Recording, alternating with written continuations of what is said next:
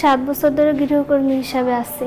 আপা যখন না থাকতো তখন ভাইয়া বাসায় থাকতো, আমি কাজ করতে গেলে তখন সে আমাকে টাকা সারতো আর বলতো যে এখানে এসে বসো, পরে কাজ করো। আমি বলছি না, আমি বসবো না, আমার টাকাও দরকার না, আমি কাজ করতে আসছি, কাজ করে চলে যাবো। তারপর সে আমাকে অনেক করতো যে নাও টাকা নাও। আমি কইছি না, আমার চাও যদি আমি একটা কাজ পাইতাম তাহলে মনে করেন আমার হাজবেন্ডের নিয়ে সুন্দর মতো চলতে পারতাম, কারণ আমার হাজবেন্ড এখন কিছু করে না আর আমি তো কোনো কাজই নেই, কিন্তু আমাদের চলতে অনেক কষ্ট হয়।